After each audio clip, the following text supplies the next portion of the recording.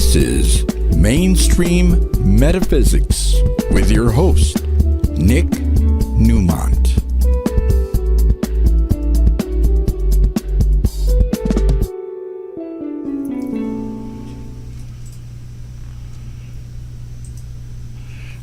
Good evening. It's Tuesday night in Southern California.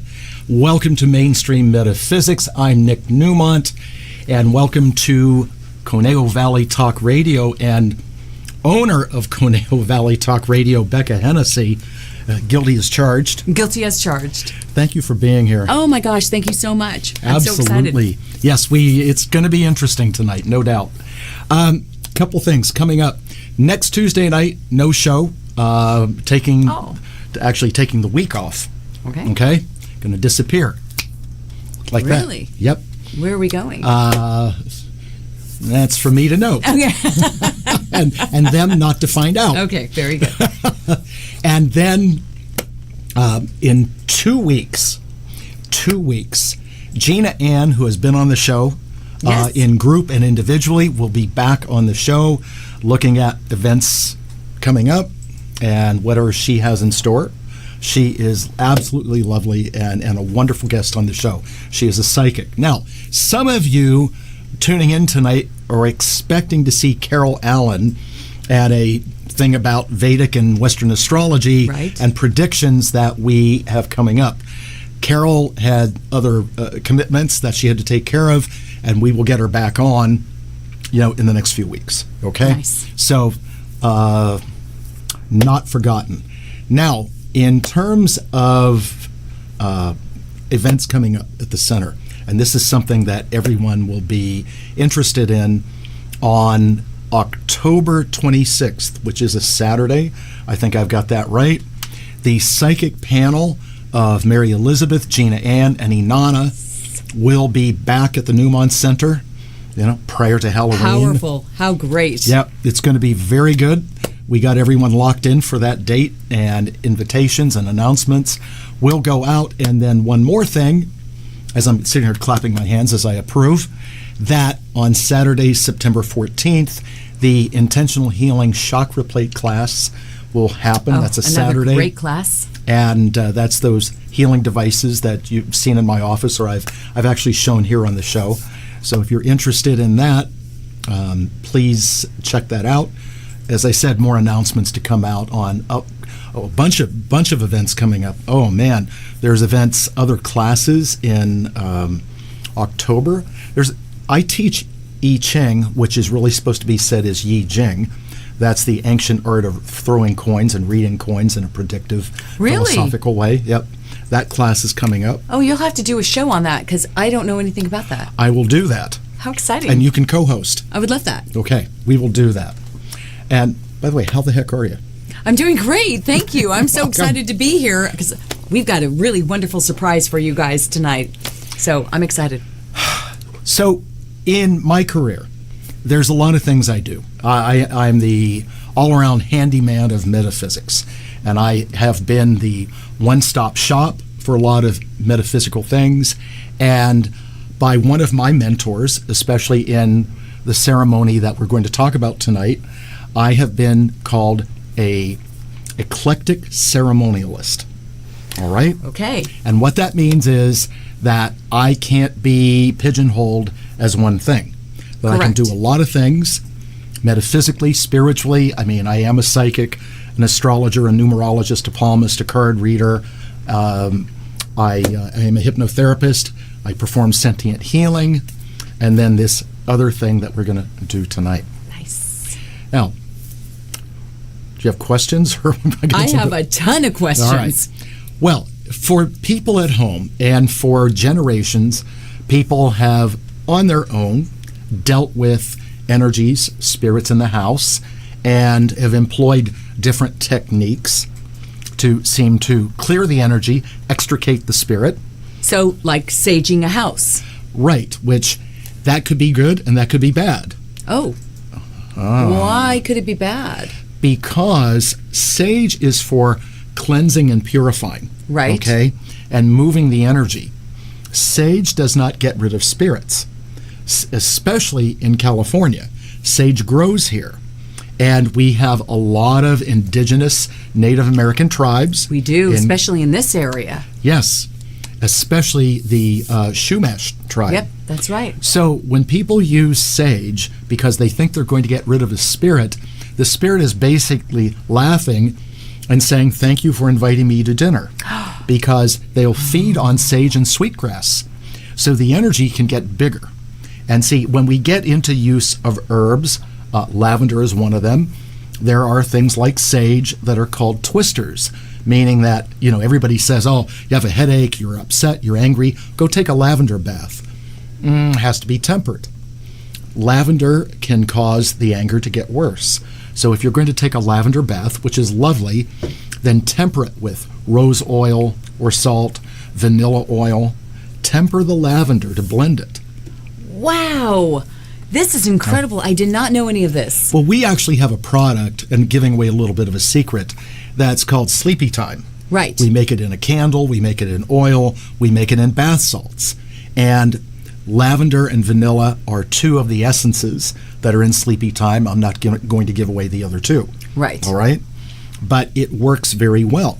And I've seen people use that, people in my household, and come out of the bathtub with their eyes at half-mast, wanting to know, what that was supposed to do. Well, exactly that. Put you to sleep. So you have a choice from pot brownies to your Sleepy Time. I'm just kidding.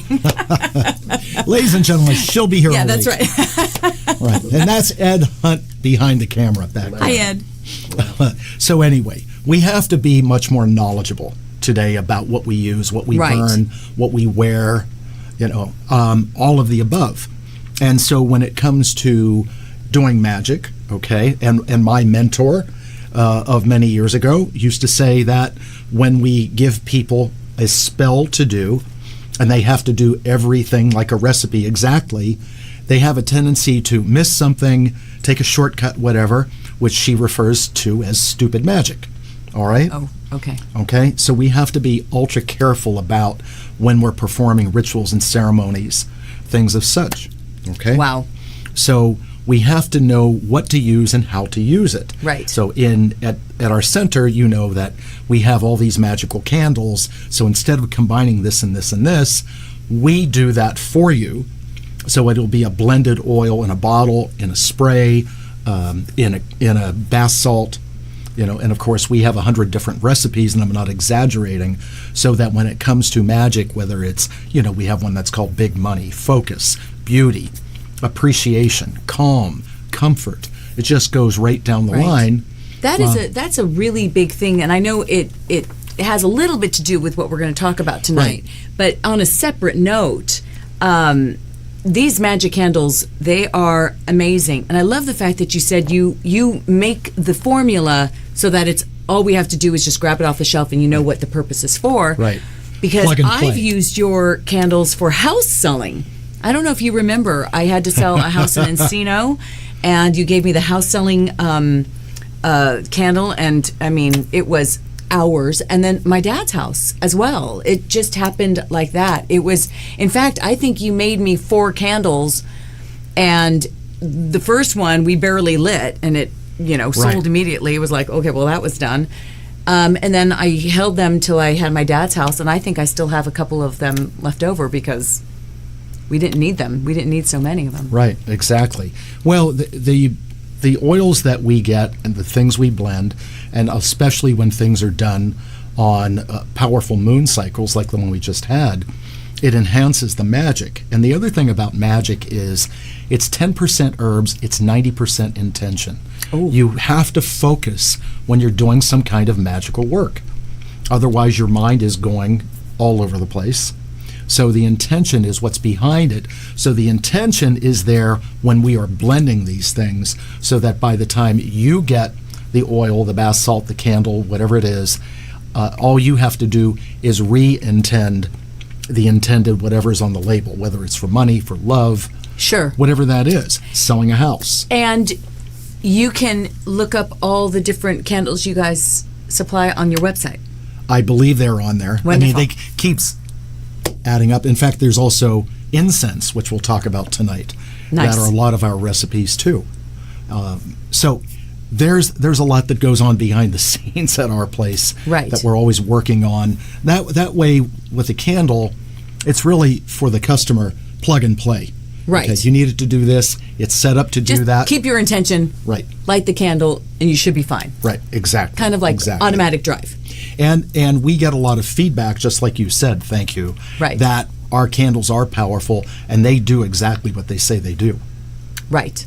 So let's get back to this magic. All right. So when it comes to house blessings, an actual house blessing, and I am a paranormal investigator. Right. Some of the world out there calls me a ghostbuster. Right. All right. But I am a ritualistic performer. In other words, when people call me and find out that they've got something going on in their house, the energy needs cleansed, and there are reasons why you would have this done. Maybe you just remodeled the house. Maybe you just bought the house. Right. Maybe something went on in the house that wasn't good. There are reasons to have this done. And so when I come in and do this, I do a full assessment of everything that's going on in the house. There are, well, I guess I should say it like this. People hire me as a profiler. Right. And so I work with people all the time regarding prospective employees or current employees that need to be checked. Right.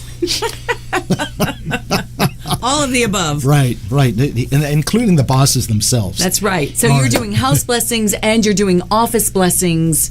Yes. And you go in, and the great thing about you is that you're so well rounded.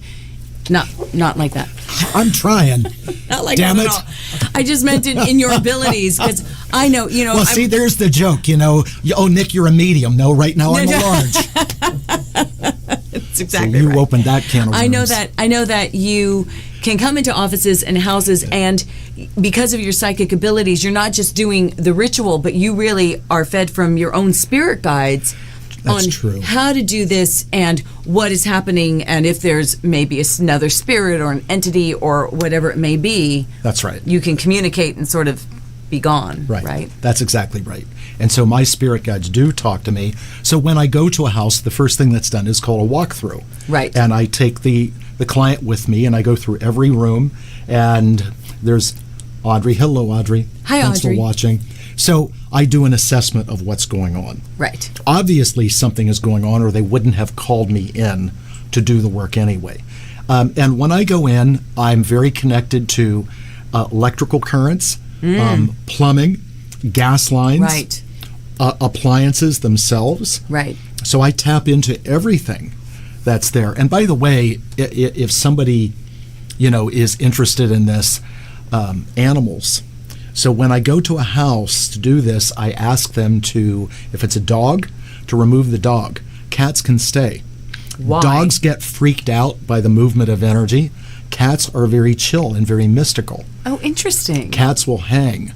Recently I did a house, and there were two young cats, Right. calicos. They were in my arms, licking me and hugging me. Oh my God, how cute. Yeah, oh, man, they were. So anyway, cats are cool with it. Dogs, Not so much. not so much. So do the dogs have to leave sight? Yes. Okay. Yes. And so once I've gone through and done an assessment of what's happening, then I kindly ask the client to leave, and because once I open up this pillar of energy, I can't stop it from spilling over to them. So the idea is to ask them to leave so they're not going to get hit with the amount of energy that's Right. going to get released Oh, wow. when I do this. Okay. And the other thing is, which is a logistics thing, I have to know the condition of smoke alarms because there is a lot of smoke once this gets going. So if they're just typical smoke alarms, maybe we can unplug batteries. But if they are hooked up to the fire department or the security system, they have to call and tell them we're just, we're saging the house, whatever. And please put the alarm system Oh my on, gosh. Have you on had test. any instances where the fire department have come? Yes. So some years ago, and it's funny, Audrey is watching because she was part of this.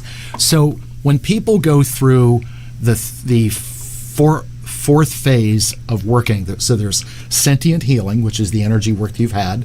Then they go through 12 weeks, 8 weeks of meditation and channeling, then another 12 weeks of sacred geometry, then, depending on how many are involved, another 4, 6, 7 weeks of internship, really being tested on how to do the work. At that point, they qualify to do this work, which is called the pentagram ritual.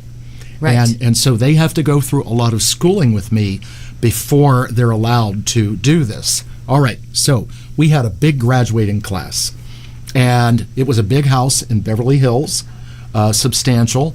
So I had 2 apprentices with me, both very capable.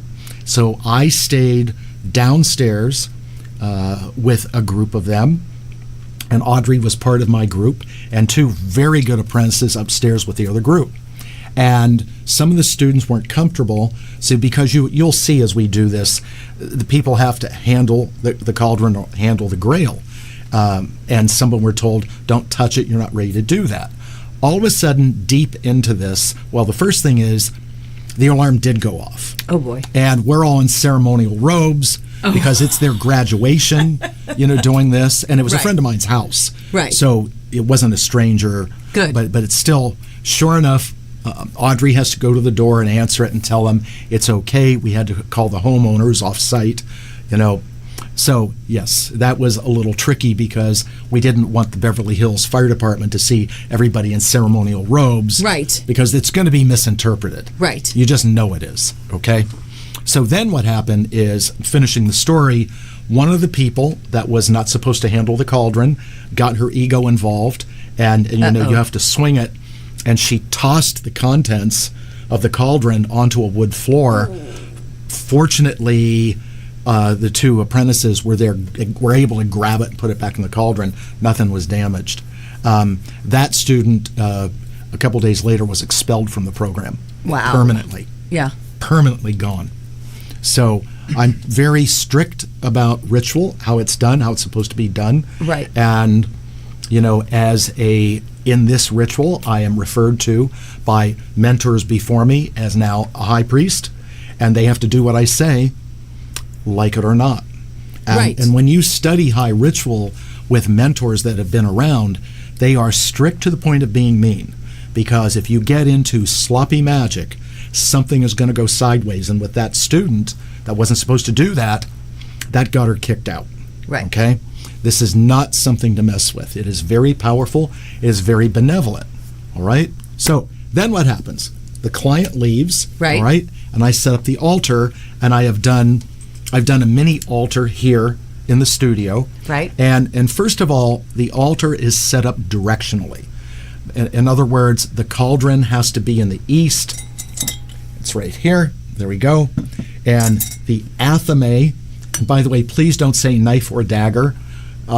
This is the athame, which is ceremonial, goes in the south. And the grail, which holds the holy water, is in the west, and then the bell goes in the north. And so as we sit here right now, it is set up directionally. You saw me with my phone out, my compass. I did. I noticed that. So because it's directionally, when you walk in, you have to take your phone and figure out where north is, and then and set back it up. into it.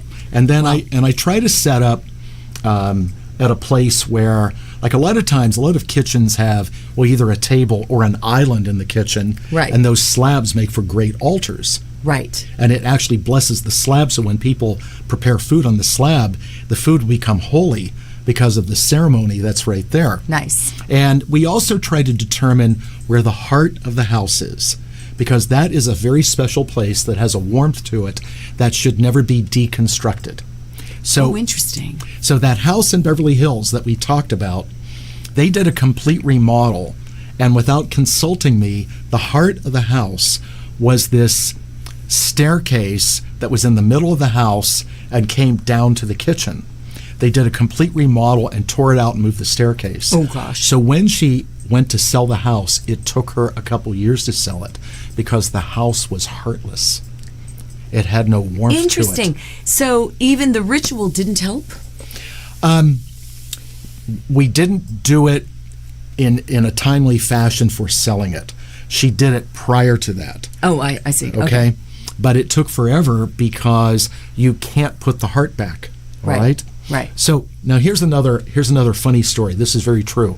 So at the house we live in now, Right. okay, when we toured the house, I walked into the dining room, and it was my first time in that house, and I said, "Oh my goodness." And I felt so warm, almost very emotional. I said, "This is the heart of the house." And it was decorated by the prior owner. And they go, "Nick, look." And on the dining room table, there was a pot of flowers, and sitting on top of a heart-shaped glass. You're kidding. I am not kidding. That's incredible. And it was one of those things where you wouldn't notice it unless you moved the flowers to see the heart-shaped dish. Right. And so one thing about that, the man who built that house, Right. okay, he's deceased now, he's in that house. And I Is sense he? him. And I've actually heard footsteps in the house. So you allow him to be in the house? One in there. And the remaining family members Right. love the house. They love us in the house. We love the house. In fact, they've actually said to us, "We love that you love the house." Oh, I love that. Yeah, it's really cool. So, And wait a minute. So when you got the house, did you do the pentagram ritual there? No, didn't need it.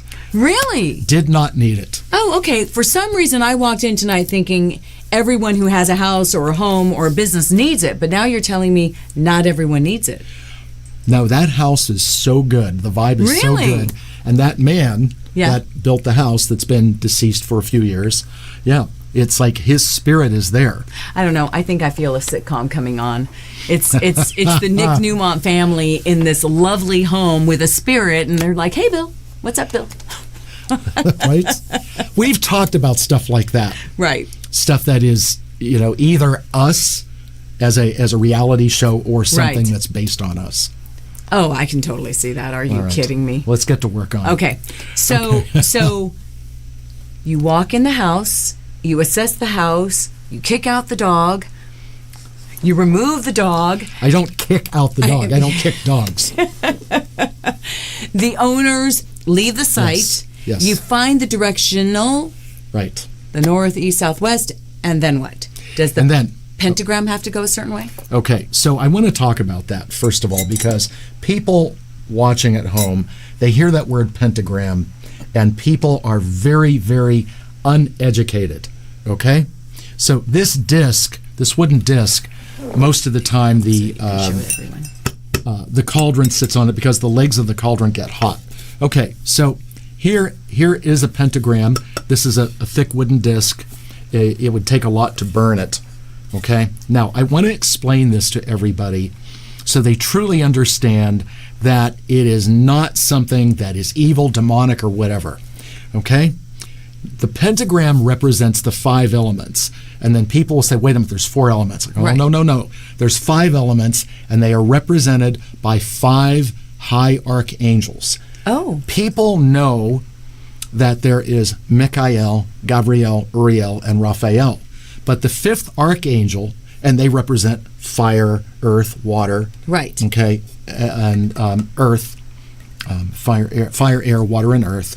But the 5th element is ether or spirit, and the archangel Metatron is the 5th archangel and is part of this ritual, because in this ritual I call in those archangels as part of it.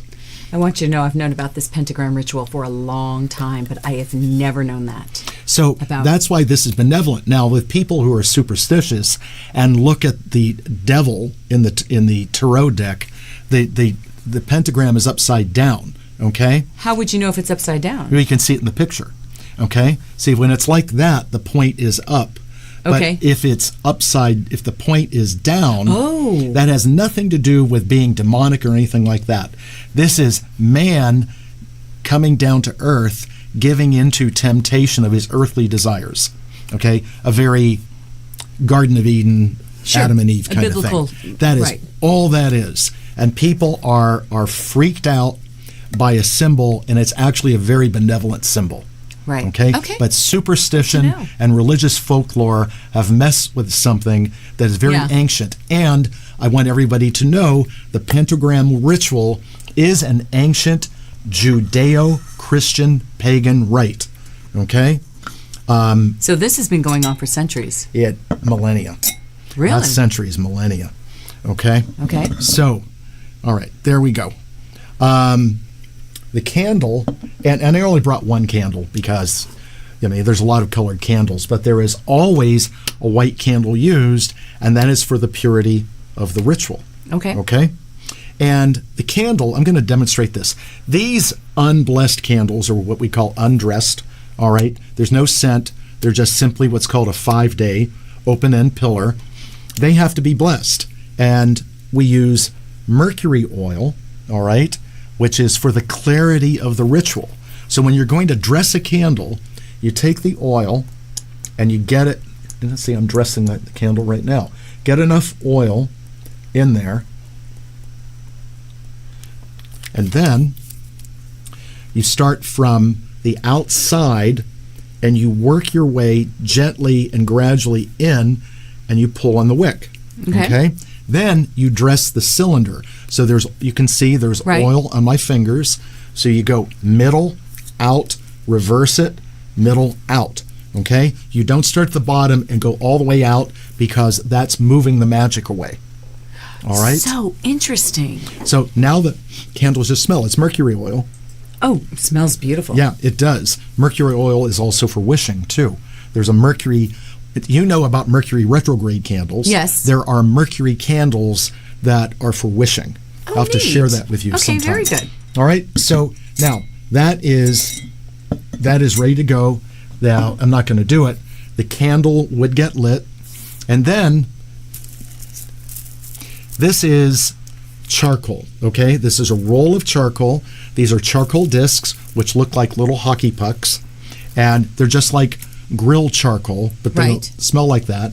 So you put them, what I do is I lay them like a tire down in the cauldron, and the cauldron is deep, okay? You can see residue of ash from prior use, and you light the charcoal, and it starts spewing like little fireworks, and once it turns gray, then you start using the incense that goes in there. And when you're doing ritual, you don't use stick incense. Okay, that's for head shops.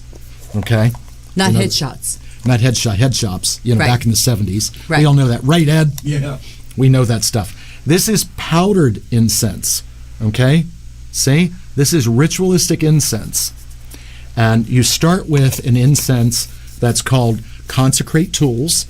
And once the candle is lit and the cauldron is ready to go, put consecrate tools in, and when the candle is lit, you take your athame and you run it through the flame, and you always use black cloth, or sometimes, and I always wear black when I do those. I can wipe it on my shirt, all right? And then all the other items that are available, like the candle goes into the smoking, consecrate tools, the bell goes in there, the grail, which would be full of holy water, goes in there. See? Grail? Yep. Okay. Everything gets blessed, and if I'm using other ceremonial wands, all right, they would get blessed because there will be a lot of smoke. Okay? And these wands, because we live in a seismic activity area, these wands capture the grids or the ley lines where the electromagnetics have sort of warped, and these straighten the grids out. Interesting. So if the house feels kind of off, Right. I can pull the energy back in.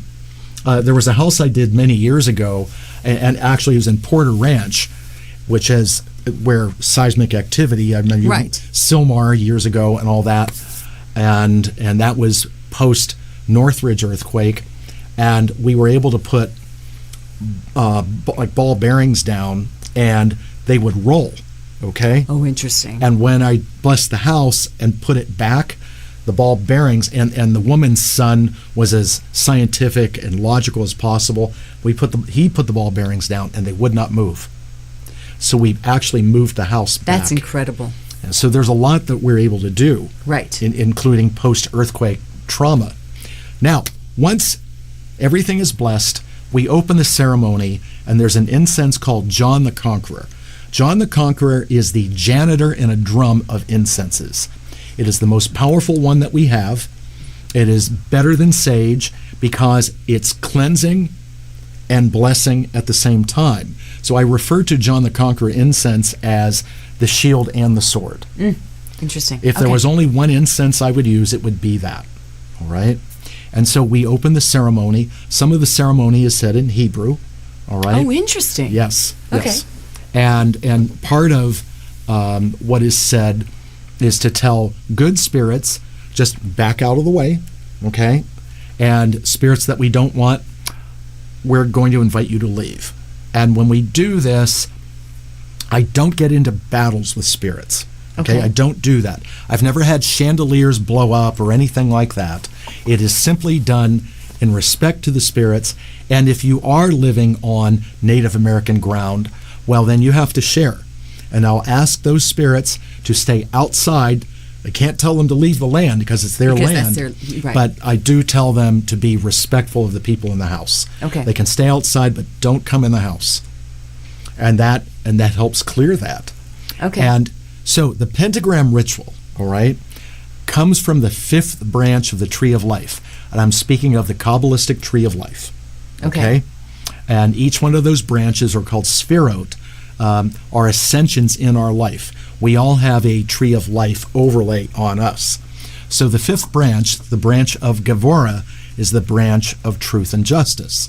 So when we do a pentagram ritual, we're invoking Gevurah so that secrets or subterfuge can be revealed and brought to the surface. We remove this veil or this shroud so everything can be seen, Right. and the problems can be solved.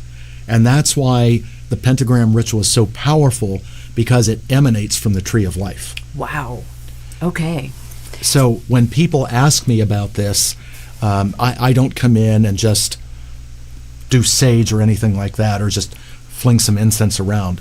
I am blessing the entire house with this ritual. Now, once all the archangels are called in, which in slang it is called calling in the quarters. Right. So imagine curtains set up, veils set up, where there's, say, before me Raphael, behind me Gavriel, at my right hand Michael, at my left hand Uriel.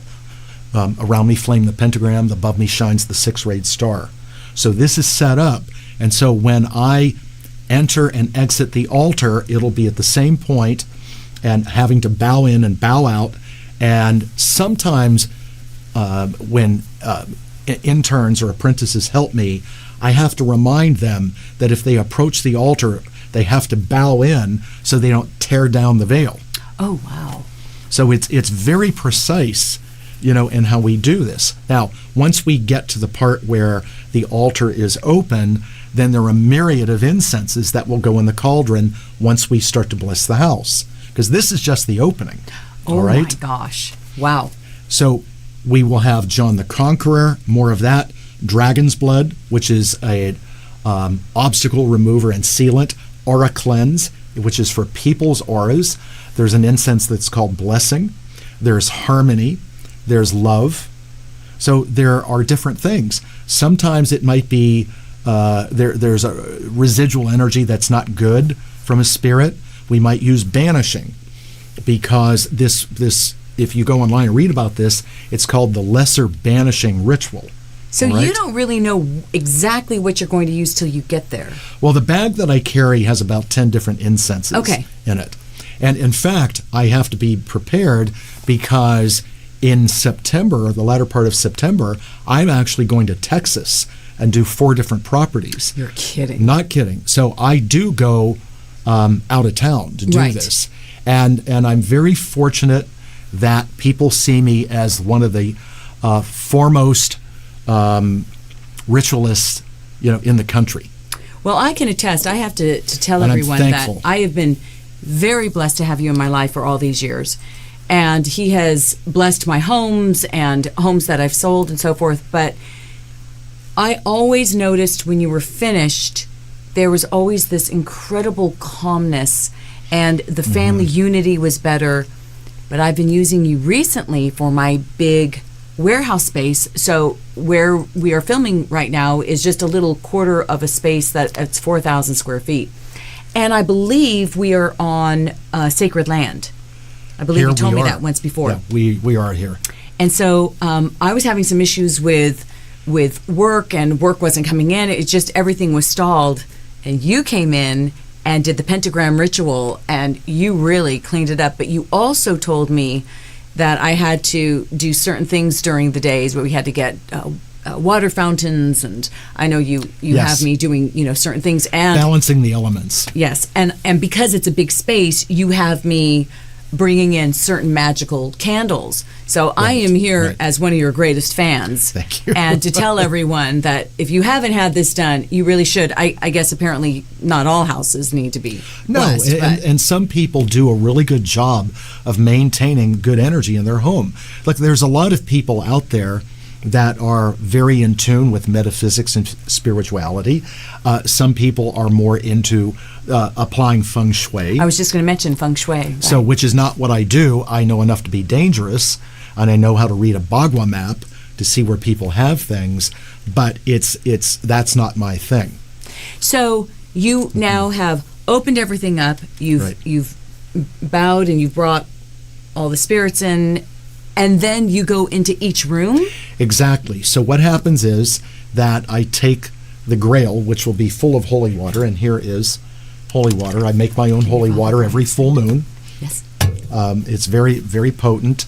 So I take the Grail and the cauldron, and I go to, including closets that I can walk into.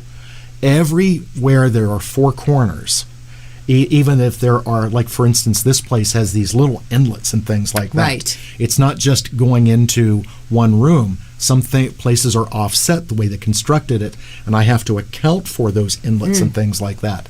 So every nook and cranny where I can find four corners is blessed with the holy water and the incense. And when you do the holy water in the Grail, and it's empty right now, you basically make a peace sign. So it's the third and fourth fingers and the thumb that go in the holy water, and you make an inverted pyramid, a triangle, and you say, I purify by water, I purify by water, I purify by water. Okay? And you do all four corners, and then you take the cauldron, which is burning with all this lovely smelling incense. It smells so good. It doesn't stink. Then you do the pyramid the other way, and you go up at top first. I consecrate with fire. Down to the left, I consecrate with fire. Down to the right, I consecrate with fire. Wow. Then you go to the next room, and you have to do all of them until everything is done. So it depending on the size of the house. So it can be time consuming. Yes. In fact, one of my biggest projects ever was in 2003. I was hired to do this huge estate in Charlottesville, Virginia, and I worked for 4 days because there was a business, there was a vineyard, there was the house itself was 53 or 55,000 square feet. Oh my God. Yeah. Yeah. So do you have to open and then close it for the night and then come back and open it again? Well, I did the house in one day. Okay. Okay. But they had, like, on their property, they had a chapel. All Okay. right. And so I had to go and do that. In fact, the woman's mother and father was buried in the basement of the chapel. Now, this is an interesting place because they brought me in because I was able to tell them what was going on and what was wrong with their businesses. And when I talked about Native American tribes and so on and so forth, that Native Americans didn't like them, were stirring their town people up to go up against them, one of their employees was out on their raw property and found an arrowhead. Oh, interesting. And she was on the phone to me within minutes Right. and said, how soon can you get here to do Right. this? Wrote up a proposal. They said, we accept. And it was a huge project. Wow. Yeah, it was 4 days. Incredible. So- So does it take a lot out of you? Yes, it does. Yes, it does. It's a lot of energy that's passing through me. And as I work, it feels eventually like I'm pushing chin-deep mud trying to move all that Sure. energy out. And in the case of that particular house, I was facing spirits of 2 Native American tribes, Civil War soldiers Oh my spirits, gosh. and Revolutionary spirit Wow. soldiers. Okay? It was a lot. So was this the plantation house? This was not a plantation house. In fact, the house at that time was only 20 years old. It was a newer home. But she said that she had never slept. And once I did the house, she said it was first time in 20 years. I was going to that she ask you, so slept. that was my next question is as you finish all of this, what are the effects on the people within the home and animals and so forth? Sure. Is it a little more calm? Much calmer. People get along better. Things flow better in the home. Right. It just feels better. They don't feel the oppressiveness of any spiritual energy that's in So there. if a tragedy happens and you're in a home, can that emotion stay within the home? Is that something that sometimes you have to come and clear? Not can, it does. Oh, it does. Okay. Yes. And I have worked on homes where there have been tragedies in there. And I've had to go in and take care of that. And release it. And release it, yes, in a Right. very loving way. Because when you open the altar, it opens this pillar of light. And the energy of the spirit goes up into that pillar. Then in the end, of course, we close that. Right. So there's a lot of different things that can happen in these ceremonies they're all benevolent. They really are. Wow. Incredible. I know that I was already talking to you guys about this, but for me, it really brought a lot of peace in my house. I've got a mother who can be cantankerous, if that's the best word, if you will. She's a character. And it really did calm her down a lot, and it brought a lot more balance to my home. And then we redid the whole house. So then you had to come in and help me bless that. And then, of course, in my office, the energy in my office space, I'm telling you, there's not a day that goes by that I don't walk in and just go, I love my office. I love the energy in my office. Every morning it's like, thank you so much. Thank you. Yeah, and it shows, and it's reflected in the work that's coming through the door and so forth, and even with the guys that I work with. Well, and also when we're doing a business, there's an additional ritual at the end called a money seal. Oh, what's that about? And that's, once I bless everything, then into the cauldron goes dragon's blood incense, which seals in the good energy, aura cleanse, okay, and then also money incense, money draw incense. Interesting. How often can you do this? I'm just asking for myself. How often can you do that for an office space? Well, if it needs to be done often, then there's something going on that we would need to investigate.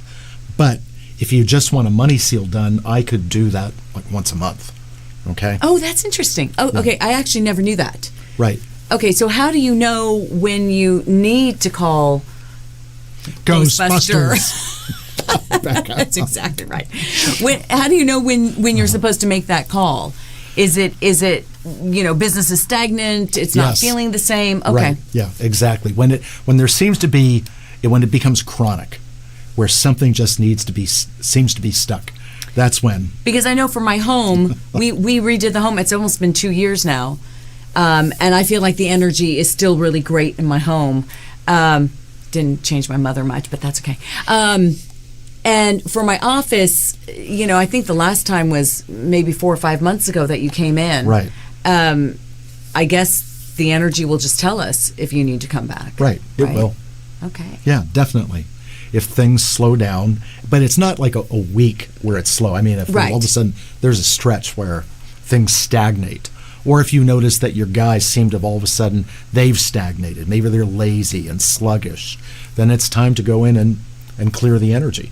Wow. And then, of course, like in a place like this, yes, I do the money seal. And do you have certain days that you do it?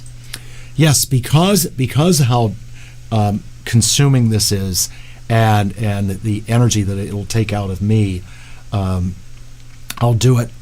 Technically, Tuesdays and Sundays are my days off. Oh. I don't work on clients, but those are the days that I would do it. Or depending on if it's a big job, instead of seeing clients on a Saturday, I'll go do the big job. Has anyone ever reached out to you that wanted a blessing and you thought, I'm not supposed to do it?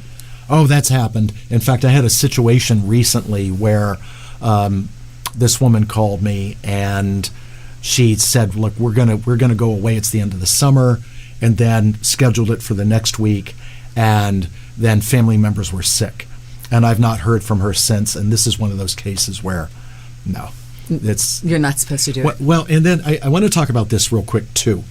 That because it is from the tree of life, the Gevurah, all right, which is truth, it reveals things. So many years ago, this woman came to me as a referral, good referral, wanted her house done. And no one watching, this woman is not a client anymore, hasn't been since many, many years. So this woman has energy work with me. And this is when I was in my office on Little Santa Monica, which is like 1997, like way back then, right?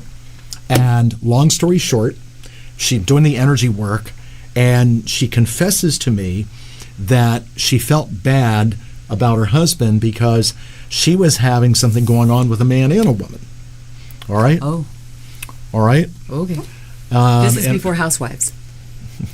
Desperate Housewives, or Real Housewives, yes. Oh, yeah. Yeah, and this was Beverly Hills. Oh, boy. Okay. So they go away. The family goes away, and it's their housekeeper who had referred me because I did her house, prior. So I get there, and it is like 10,000 square feet, all right? And I get to the man's office, and I get in there to myself, and no one's with me. I did it by myself, kind of, oh, crap, this is not a good guy. Oh. And I could tell things about him. Okay. All right? So I do the work, and I was exhausted when I was done doing this house. And they bought crystals and things like that. I mean, it was a nice ticket, But here's what happened. Because it reveals truth, he goes to France after they've come back. He goes on his own trip and comes back and brings back a woman that's like 20 years younger than him. So what happened was the wife was having her own fling. He's got this going on, but the woman herself thought that, like, I caused that to happen. And it's like, no. You caused it to happen. This is yours. I said, all I do is bring it to the surface so truth can be revealed. So she was trying to blame you for the husband having the affair. Gotta love it. You just gotta love it. Yeah, exactly. And so I tell people, if there's anything going on that you don't want revealed, do not have me do this work. Interesting. Because it's going to come out. Yeah. Because it's a very, very, very high spiritual ritual, okay? Right. And we're dealing with the highest of highest archangels involved in here, and they only know truth. Right. And all I do is report the facts, which, as you know, sometimes bad news shoot the messenger. Right. So it is powerful, and it's all benevolent. It's so good. And I do a lot of them. And so how do you feel afterwards when you're finally finished? I'm drained, but to the point where yucky. So when I go home and I tell my family, I have to remind them, leave me alone. I need to bathe in certain things to clear it out. I need to eat, and then I need to rest because I can't do anything else that day. I mean, I'm really okay. So that's why you need a full day. Because I noticed you said you do them on your days off. Right. Yeah, I can't see clients and then go do this. Right. It just doesn't work. It's too much. Wow. Because I have all this energy that's passing through me. Right. So, and I am a bit of an antenna, so the spirits are very interested in what I'm doing and what I'm opening up. Right. And then you also, I know you get your own spirits talking to you about, if you will, the family or certain things that may come up or are happening. And so you truly will. Oh, sure. I mean, let's say the family has teenage kids. Things come up about their shenanigans. Right. And I warn the parents, hey, they're not necessarily where they say they are when they go out with their friends. You better watch. Right. What's happening and so forth. Yeah. So I'm not just a ghostbuster. I'm a kidbuster. Yeah. Exactly. Now, talk to me, because I know that once you're done with the ritual, you close everything off, and then there are candles that are still lit. That's right. So once the ritual is shut down, and I put everything in the bag that I carry, these 5 to 7 day candles have to burn without being interrupted. So I tell people, you have to put them in a place where they're safe, and when they're done, that you want to take a picture of what the cylinder looks like, because if there's a lot of black in here, that means the candle was still working. If it's very clear and you just see wax residue, that's good. That means there's spiritual energy. Have you ever looked at a candle that's finished and thought, uh-oh, I've got to go back in? Never go back, but I have seen where it's black way down, like halfway, and then it clears. Okay. Means the energy was still working while it was gone. And they have to tell housekeepers and people that come in, right? Like, don't touch the candles. Don't touch the candles. And different colored candles will go in different areas, right, depending on what the intention is. Wow. And then, of course, because in California it's earthquake country, if the people are going to leave, I tell them, well, depending on where they are, put the candle in a sink. Or bathtub or something stall. Right. Yeah, exactly. Now tell me how crystals play in this. Well, crystals don't. Oh, they don't? Crystals don't come into play, even though I have very high-end, directional wands that have crystals on them, which is about, moving the grids, moving the ley lines. But crystals don't come into play here. Now, I will recommend to people at times that maybe having crystals in the house in certain locations, would benefit them, or getting a fountain, something like that. But I don't bring crystals with me. Okay, so the crystals have nothing to do with the ritual. Not at all. Okay. Not at all. But it can energetically help. Once you've closed everything, you may say, you know what, it would really help you to have an amethyst over here in the corner, or depending on what it is. Right, exactly. And also some people are open to it and some aren't. And also, I've joked about this through the years, it's very easy for me to spend someone's money. Get this, get that. Some of those things would come from me, some wouldn't. You know, like I don't really get those kinds of fountains anymore unless people want me to. But sometimes I tell people, go out. Sometimes it's a matter of having more plants in the house, which I have nothing to do with. Right. Because when we look at the elements of having candles, that's fire. Having a fountain, that's water. Certain kinds of plants, or opening the windows, that's air. And then crystals, that's earth. So I want to make sure that their place is elementally balanced. Yeah, that's one of the things that you did for me in the office. It was such a big space. We needed to have crystals, and then you told me I had to have running water in certain areas. That's right. And the big thing for me was you wanted me to open all the windows, all the doors every day, and just really circulate that air. And especially if you at home or wherever have the ability, if there's a north window, you want north air to come in. So where is north in relation to where we are right now? That direction. Okay. Toward the back, the right. big So warehouse. because I've been opening up all the warehouse doors. Right. You didn't explain it, or maybe you did explain it that way. I don't know. I didn't hear it that way. I heard just open those doors, but north directional makes sense. Well, sometimes for clients, too much information is confusing. Sure. It really is. Sometimes they just want to know that it's better. Right. And you just leave it there. And then there are people that have me come back, especially with businesses. Like there are places I've blessed multiple times. And not because anything is necessarily wrong, they just want to freshen the energy. Right. Yeah. Especially business-oriented. I mean, you've come in and blessed, well, a few businesses. This is only one of them, but, I had another business a long time ago, and you were able to tell me about a client. In fact, I think you may have been able to tell me his name, but you told me he was from Mexico, and he was having some issues with his mother, and all of it ended up being revealed to me, all these things that you said. I'm like, gosh, it was kind of crazy. In fact, I think that was one of the first times I was introduced to an office cleansing from you, an office blessing. When you had your store? When I had... No, that's an interesting story. No, this was when I had the container business. This was, 10 years ago maybe. Yes. Okay. But there is a location on Thousand Oaks Boulevard where I had a shoe store, and you came and blessed it. And it was during October, maybe November 2008, that lovely time when everything really shut down. And there was there was some reason I was using a store another business next door just for storage and things, and it was a huge space.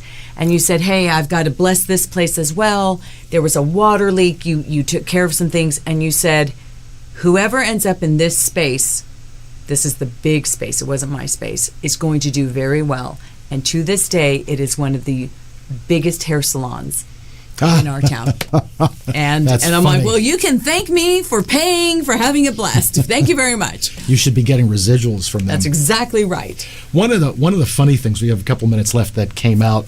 A friend of mine, for years had this big law firm in Century City, and when they moved locations, because he studied this too, we went in and blessed it. Okay, and it's one of those like in the Twin Towers over there. Oh, wow.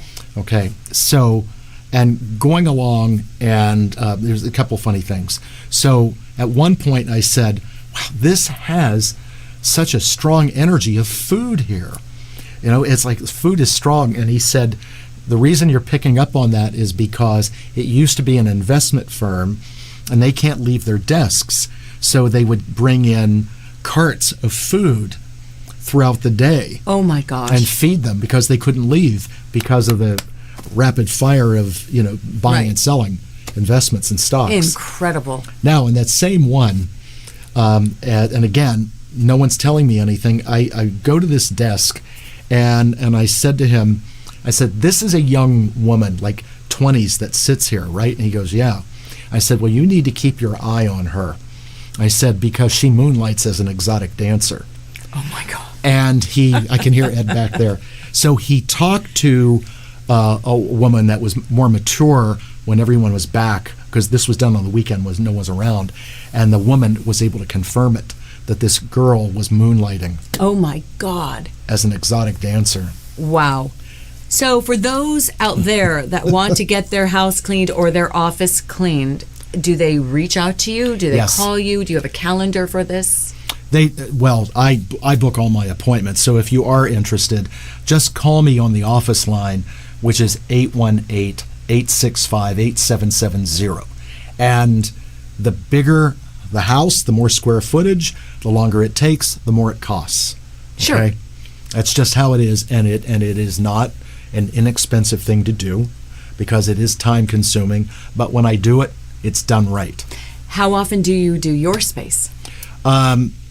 We're about to do it. Are you really? Yes. Okay. Yes, I am about to do that. So once a year, just depends normally on the like once a energy or year. what? But yeah, there's something I want to clean out of there. Nice. So I am about cool. to do it. Okay. Yep.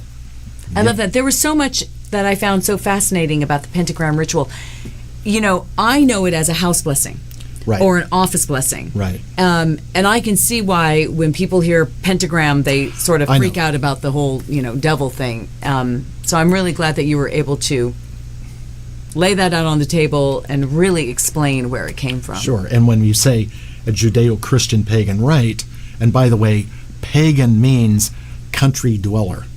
It doesn't mean anything that's non-religious or anything like that. People need to understand languages much better than they do. Right. Okay?